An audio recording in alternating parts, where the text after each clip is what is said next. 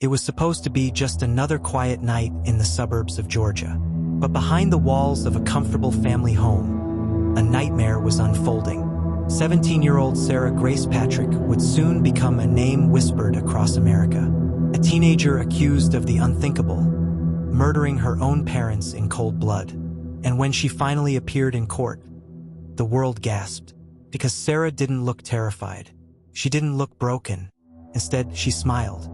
A smile so unsettling, so bizarre, that it left the entire courtroom frozen. This is the chilling story of Sarah Grace Patrick, the teenager who shocked America, not just with her crime, but with her disturbing behavior in the aftermath.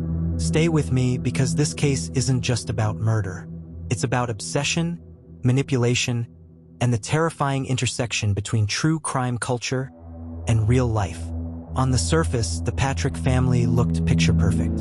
A comfortable home, loving parents, a teenage daughter with a promising future. But as investigators would soon discover, behind the closed doors of that home was a storm brewing. Sarah Grace wasn't the happy, well-adjusted teenager that friends and neighbors believed she was.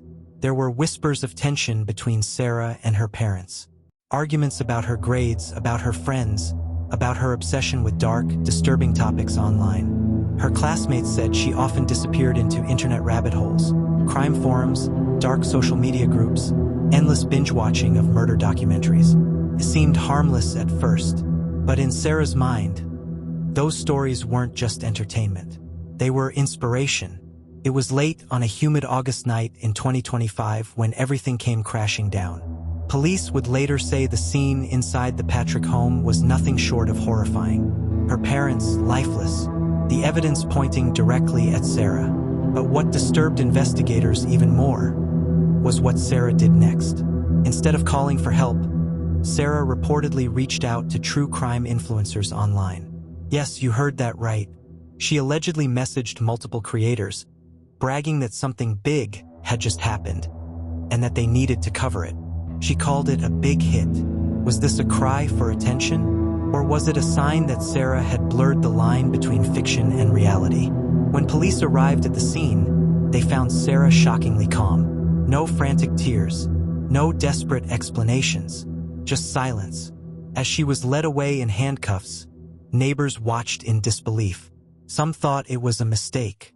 Others said they weren't surprised at all. In Sarah's room, investigators uncovered notebooks filled with disturbing writings, dark fantasies about death, obsessive notes about her parents, even sketches of crime scenes. It was as if she had been planning, waiting, building up to something catastrophic. Then came the moment that would burn Sarah Grace Patrick into the nation's memory. Her first court appearance. The room was tense, the air heavy.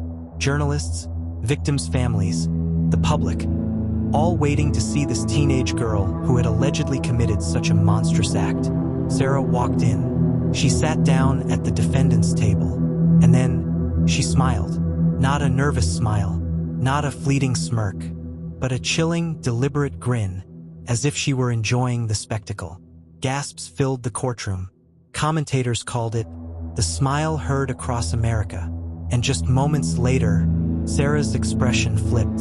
From cold amusement to sudden tears.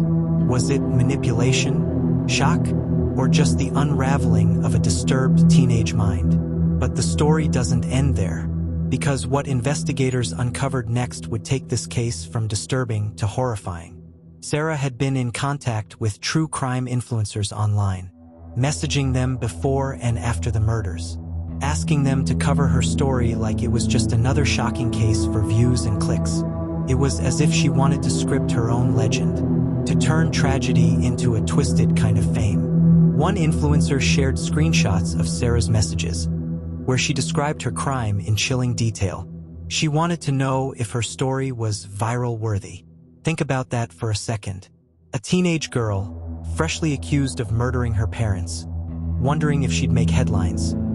Not in fear, but in excitement. As Sarah's case moves through the courts, prosecutors are painting a chilling picture. They argue that this wasn't just a moment of teenage rage. It was calculated, planned, executed with cold precision.